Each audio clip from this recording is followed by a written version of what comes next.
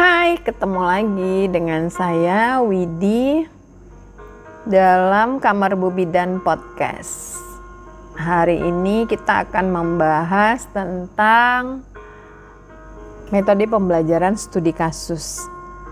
Studi kasus ini pasti sering kita dengar ya. Selain di pembelajaran, studi kasus juga ada dalam penelitian. Tapi hari ini yang kita bahas adalah studi kasus dalam sistem pembelajaran. Sebelum kita lanjutkan, jangan lupa like, share. Mudah-mudahan ilmu ini bermanfaat, berguna juga buat orang banyak. Kemudian kalian bisa komen dan jangan lupa subscribe terus. Tekan tanda loncengnya sehingga setiap apapun yang saya jelaskan nanti atau ilmu-ilmu baru kalian tidak akan pernah ketinggalan gitu. Oke, kita mulai ya. Kita bahas sekarang tentang case study atau pembelajaran dengan menggunakan metode studi kasus. Nah, metode studi kasus ini sendiri salah satu model dari student center learning. Nah, student center learning ini sendiri, pada model ini biasanya peserta dituntut untuk berperan lebih aktif dalam pengambilan keputusan dari suatu kasus atau masalah yang ada di masa lalu. Nah, jadi studi kasus ini biasanya bisa diterapkan di berbagai bidang studi, termasuk kesehatan. Nah, kemudian biasanya ini memang lebih populer di bidang bisnis, pemerintahan, dan hukum. Nah, ada beberapa hal yang melatar belakangi terjadinya atau terlaksananya pembelajaran studi kasus. Jadi biasanya studi kasus itu langsung ke titiknya, kemudian mendeskripsikan kasus tersebut dalam periode rentang waktu. Keunikan dari kasus itu, kita bisa menjelaskan keunikan kasus tersebut atau perbedaan dengan kasus yang terjadi di waktu atau tempat yang berbeda.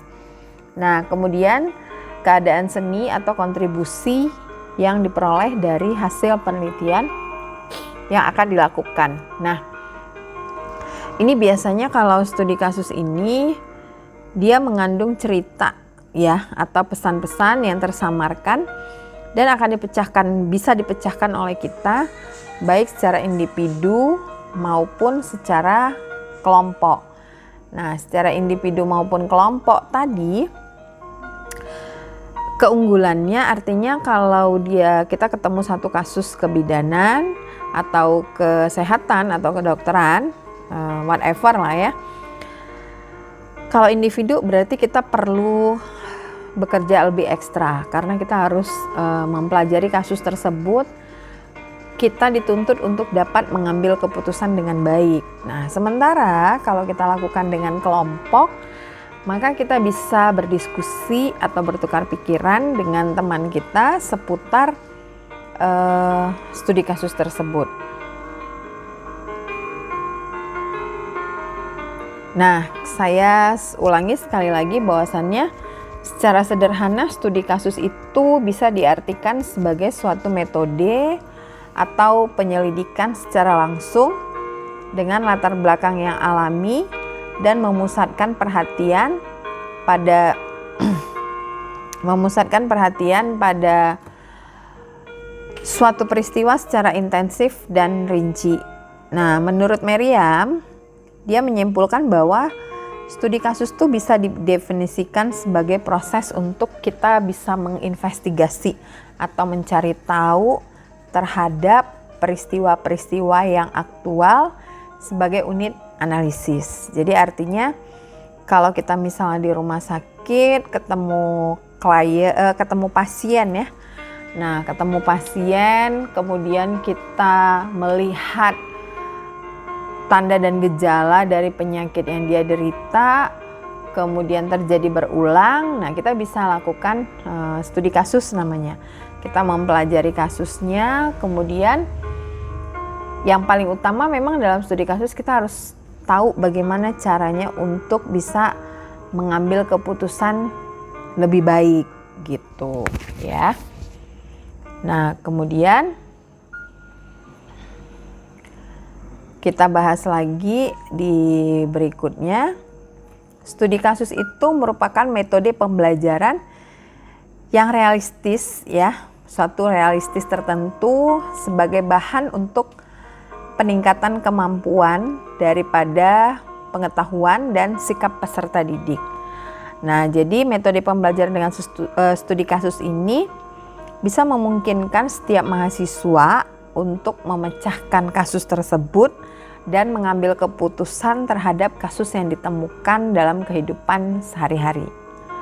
Nah, biasanya ada dua macam studi kasus, yaitu studi kasus yang lengkap dan yang tidak lengkap. Yang lengkap atau terbuka dan yang tidak lengkap atau tertutup. Studi kasus itu pada umumnya menggambarkan sepenuhnya tentang situasi dan solusi-solusi atau tindakan yang bisa direkomendasikan dalam kehidupan nyata. Sedangkan kalau studi kasus tidak lengkap menggambarkan peristiwa yang nyata sampai pada batasan-batasan tertentu, tapi tidak termasuk tindakan nyata dari peristiwa yang terjadi gitu. Nah, jadi bentuk pembelajarannya juga kan berbasis pada masalah atau a form of problem based learning, di mana situasi tersebut dikemukakan untuk bisa mendapatkan penyelesaiannya. Nah, sedangkan kalau dia tidak lengkap menggambarkan peristiwa yang nyata sampai batasan tertentu, tapi tidak termasuk tindakan dari peristiwa yang terjadi. Gitu.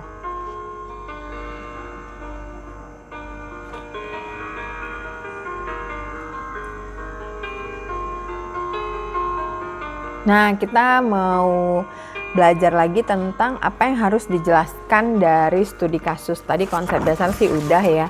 Kemudian kelebihan kekurangan. Nah, jadi yang pertama kita harus pahami juga karakteristik dari metode pembelajaran dengan studi kasus. Nah, karakteristik metode pembelajaran dengan studi kasus biasanya yang pertama, metodenya menggunakan suatu peristiwa atau kejadian. Nah, kalau di kita kesehatan, kedokteran, keperawatan atau kebidanan, biasanya peristiwa itu dengan kejadian pasien. Jadi misalnya kalau di kebidanan ya, biasanya dengan kehamilan. Nah, kita misalnya mempelajari kasus preeklamsi dalam kehamilan atau hipertensi dalam kehamilan. Nah, kemudian mahasiswa itu diharapkan bisa berperan aktif dalam upaya pencarian masalah, ya, masalah tersebut yang dihadapi, dan kita sebagai pembimbing harus bisa mengarahkan peserta didik atau mahasiswa untuk bisa memilih alternatif dari pemecahan masalahnya tersebut, gitu.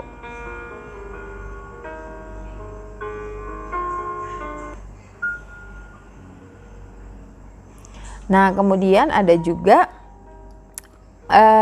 karakteristik metode pembelajaran studi kasus ini memerlukan bimbingan dalam proses penyelesaian masalah yang dihadapi oleh mahasiswa. Jadi contohnya gini, kita kan suka belajar di lapangan nih, ada kasus preeklamsi ya. Tadi saya sampaikan di awal bahwasannya preeklamsi. Kemudian kita mulai merawat pasien selama 3 hari, 4 hari, 5 hari ketika Anda berdinas. Nah, tapi ternyata mungkin tidak ada penyelesaian atau tidak terselesaikan masalahnya secara tepat atau sehat. Nah, sehingga bisa juga mengganggu atau membuat menjadikan kerugian bagi kita sendiri. Nah, sebagai mahasiswa. Kenapa? Karena kita tidak bisa memecahkan masalah atau kasus dari preeklamsi tersebut, tidak bisa mengambil keputusan dari kasus preeklamsi tersebut karena kita tidak sampai selesai gitu. Jadi misalnya pasien tuh dia mau pulang sendiri atau PAPS ya, pulang atas permintaan sendiri. Jadi belum selesai ditangani atau diagnosis dan hal-hal lain lah ya yang berhubungan dengan pelayanan. tapi sudah pulang gitu. Nah, kita sendiri yang mengikuti kasusnya, akhirnya kita tidak bisa menyelesaikannya.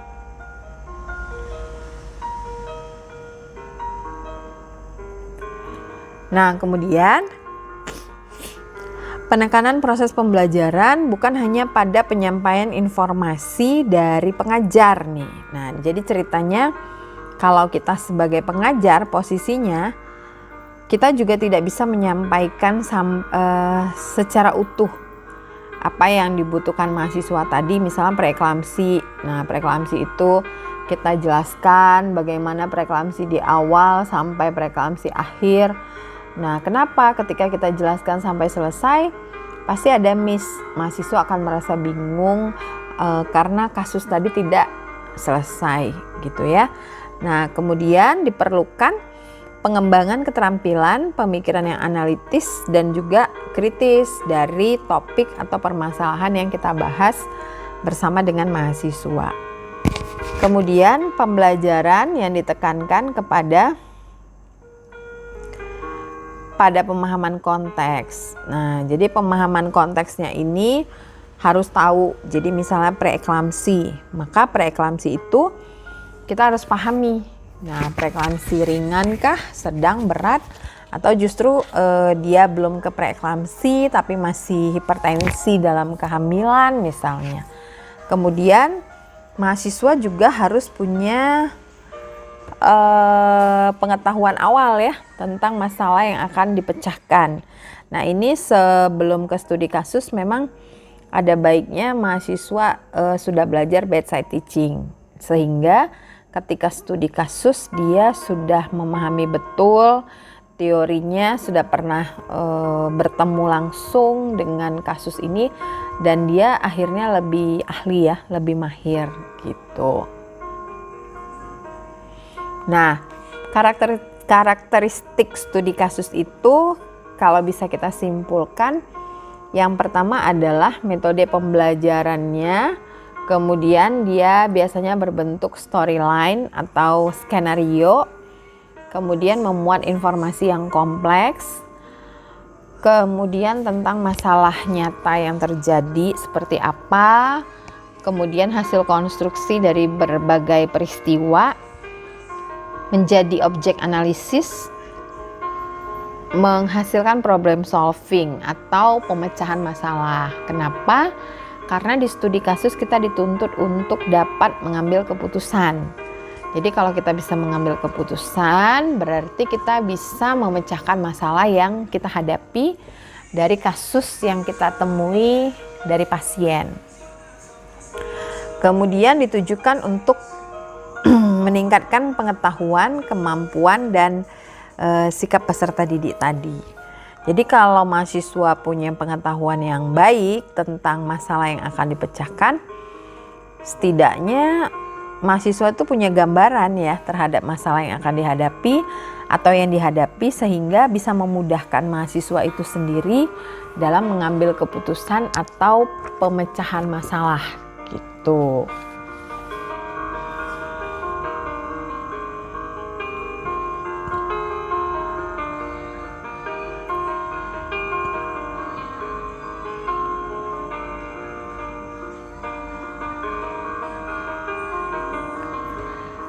Kemudian prosedur penulisan studi kasus ya. Jadi yang pertama sekali memang ada beberapa langkah, yaitu yang pertama pemahaman dan pengenalan peserta didik.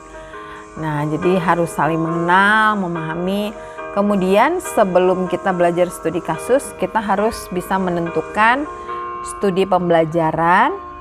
Nah, kemudian kita harus bisa melakukan pemilihan daripada topik dan masalah.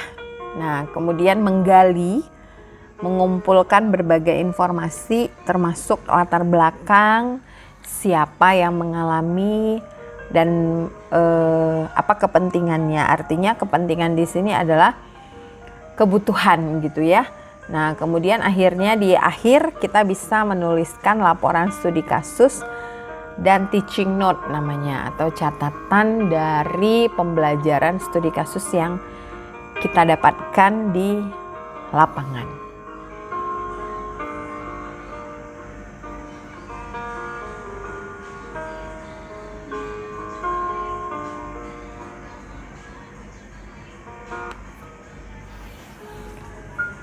Beberapa komponen yang harus diperhatikan dalam studi kasus ya, antara lain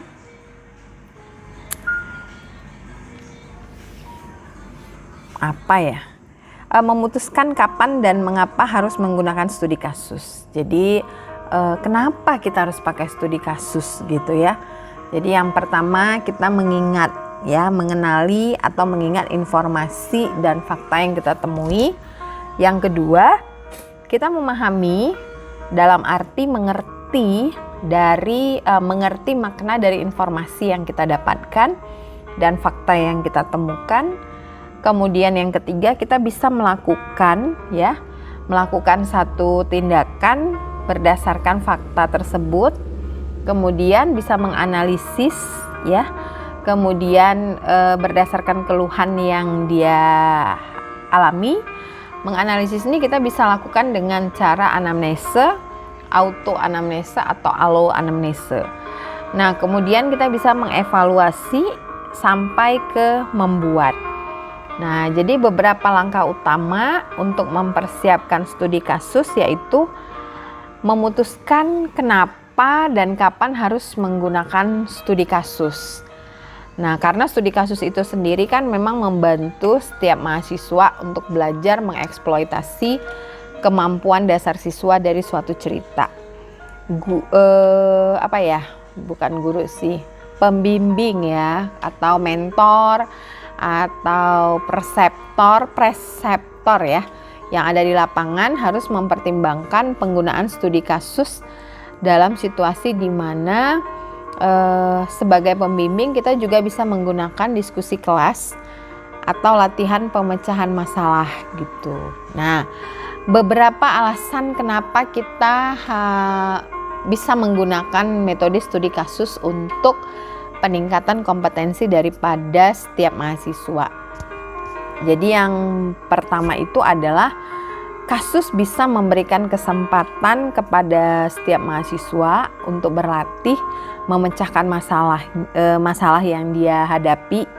Yang dihadapi itu artinya ke pasien ya, bukan masalah individu ya, bukan juga masalah yang lain gitu. Jadi benar-benar masalah yang case yang ada itu di pasien gitu. Nah, kemudian kejadian-kejadian yang lain.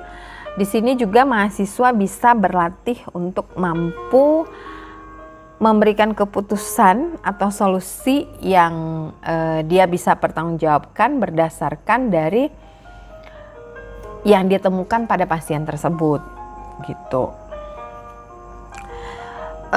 Kemudian berikutnya bisa juga manfaatnya ya, beberapa alasan menggunakan studi kasus. Yang tadi yang pertama memberikan kesempatan kepada mahasiswa berlatih. Yang kedua, pemberian kasus kepada si mahasiswanya memungkinkan mahasiswa memiliki pemahaman konseptual yang baik gitu. Karena apa?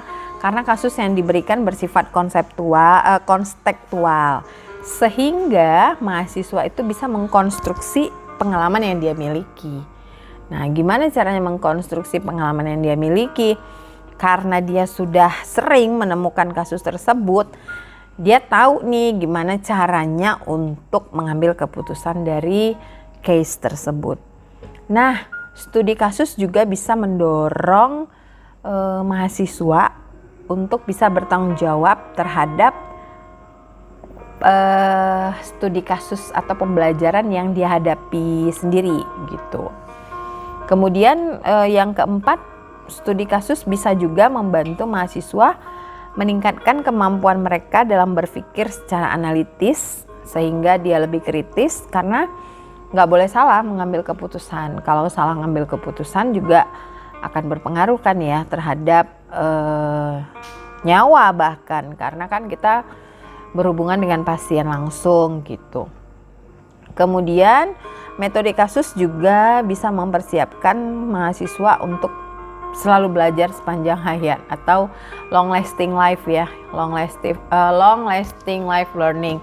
Karena kalau kita misalnya belajar sepanjang hayat seumur hidup, artinya memang ya sekalipun kasus itu kita sudah temukan berulang-ulang, pasti akan ada pembelajaran baru gitu. Sama kayak kita misalnya kalau di kebidanan itu nolong partus gitu ya.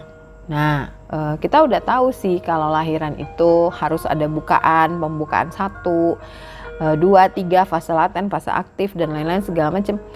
Tapi tetap aja ketika ada orang melahirkan atau bersalin, kita pasti punya mindset tersendiri di dalam diri kita, karena setiap pasien itu pasti berbeda cara penanganannya, solusinya, walaupun kasusnya sama. Nah, itu dia studi kasus, case ya. Nah, kemudian kasus juga bisa membantu mahasiswa untuk belajar dengan teori yang sesuai untuk pemecahan suatu masalah gitu. Kemudian studi kasus juga bisa mentransformasi peran dari dia mahasiswa menjadi penerima informasi pasif. Kemudian akhirnya dia bisa jadi mahasiswa yang aktif mencari dan menemukan pemecahan dari suatu masalah tersebut.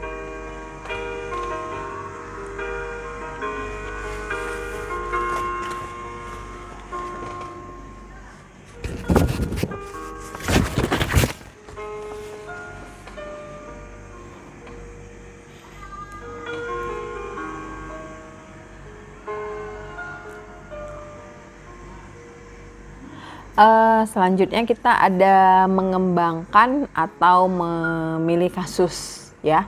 Nah, sumber-sumber yang bisa kita jadikan sebagai bahan untuk kasus yang pertama adalah jurnal ya.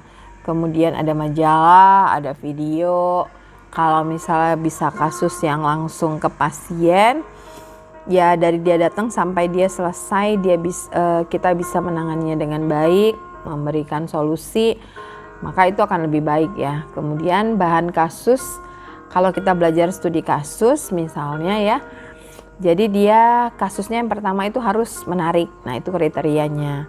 Nah, kalau kasus yang diberikan itu menarik, sesuai, kemudian membuat perhatian mahasiswa lebih merasa ada tantangan tersendiri lah gitu, sehingga kasus tersebut bisa menceritakan suatu peristiwa dan mahasiswa tersebut bisa menghubungkannya dengan pengalaman mereka sendiri. Nah, jadi contohnya ya, kalau misalnya kasusnya menarik nih, kalau sekarang ya, kasus yang menarik.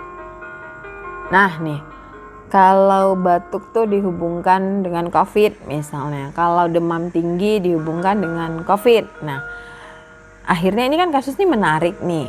Nah, akhirnya kita bisa sebagai peserta atau sebagai mahasiswa, mereka akan lihat nih teorinya bagaimana, kemudian kenyataan di lapangan bagaimana, keluhan daripada pasien bagaimana, sehingga mereka bisa menghubungkan sendiri dan mereka bisa menceritakan pengalamannya sendiri. Kemudian ada kepastian. Nah, artinya kasus ini harus mampu membuat mahasiswa paham kasus yang terjadi saat ini. Kemudian fokus. Nah, ini fokus nih paling utama nih. Jadi kasus itu harus mampu mengarahkan mahasiswa secara individual, kemudian juga bisa secara kelompok untuk bisa membuat keputusan terkait kasus yang dibahas. Nah, kemudian umum. Setiap kasus tuh harusnya mengarahkan mahasiswa untuk berpikir secara generally. Kenapa? Karena mereka dalam status belajar ya, generally. Jadi memang mereka belum terbiasa untuk mengkhususkan diri mereka pada kasus tersebut, karena secara generalis saja, secara umum saja mereka belum mampu gitu. Kemudian realisme. Jadi realisme itu artinya real. Kasus tersebut harus memungkinkan mahasiswa untuk bisa ditarik ke dalam drama yang bertujuan agar siswa lebih mudah memahami konteks yang terdapat dalam kasus tersebut, dan kita sebagai pembimbing bisa memberikan pertanyaan yang akan meningkatkan pemahaman siswa tersebut atau peserta didik tentang kasus yang kita berikan. Nah, kemudian realistis, kasus harus mengandung beberapa informasi yang bisa digunakan secara langsung. Kemudian kasus ini bisa jadi panjang. Nah, panjang itu untuk bisa memahami isu-isu penting. Jadi misalnya kalau dia hamil in partu ketika dia mengalami proses persalinan dengan jarak yang lama. Jadi misalnya dia mengalami fase laten yang lama gitu. Nah, itu bisa juga sebagai karena panjangnya dia akan belajar kasus itu. Kenapa lama? Apakah karena anak pertama? Apakah karena ada penyulit saat akan melahirkan? Apakah ada kendala lain secara psikologikah dan lain-lain gitu. Kemudian kasus itu harus bisa diakses oleh peserta didik dengan baik.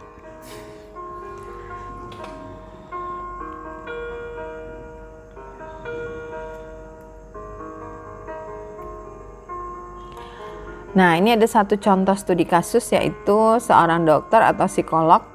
Mereka melakukan penelitian untuk mengetahui kenapa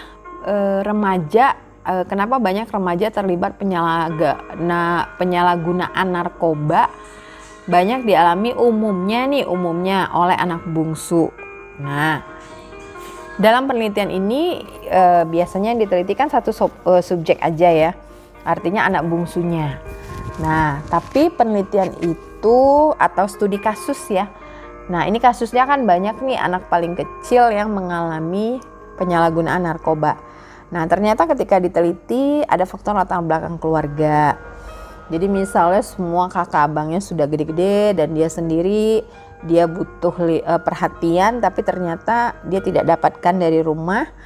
Kemudian dia mulai dengan lingkungan sosial yang kurang baik.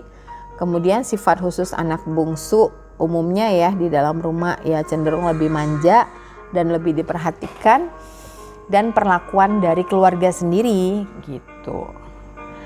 Nah, kemudian ada kelemahan metode studi kasus. Yang pertama, masih ada bukti samar. Jadi sekalipun menjadi salah satu strategi rujukan bagi penelitian sosial, studi kasus itu umumnya menuai kritik dan diremehkan oleh beberapa ahli, karena kadang-kadang kalau kita pakai studi kasus itu kalau kita tidak benar-benar memahami kasus yang kita dapatkan, secara teori kita tidak bisa explain dengan baik, maka pada saat pengambilan keputusan juga bisa terlihat sulit gitu. Nah, kemudian terlalu sedikit memberi generalisasi menggunakan waktu yang lama. Nah, tadi saya bilang kalau studi kasus itu misalnya ketika pasien datang dengan DM, kalau misalnya dia sebulan baru sembuh, ya kita harus bisa selama 1 bulan bersama-sama dengan dia gitu. Nah, kemudian kita juga bisa lihat lagi teknik pembelajaran studi kasus.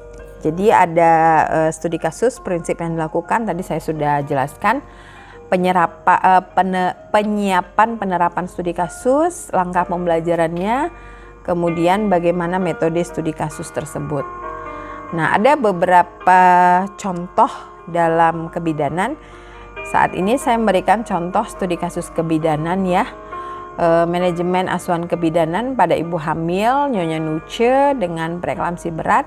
Saat ini sedang berada di ruang bersalin Badan Layanan Umum Rumah Sakit Umum Pusat Daerah Tarakan, Kalimantan. Nah, ini kita dapatkan pada tahun 2020. Nah, apa yang harus dilakukan? Saya hanya minta kalian mengerjakan tugas secara online. Buatlah manajemen kebidanan menurut Varney berdasarkan studi kasus di atas. Nah, jadi studi kasus di atas adalah ibu hamil dengan preeklamsi. Waktu Anda 1 jam dari sekarang. Selamat mengerjakan.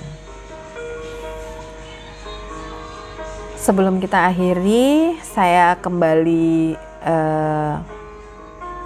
mengingatkan kepada teman-teman, terima kasih sudah menonton channel YouTube saya, Kamar Bu Bidan Podcast.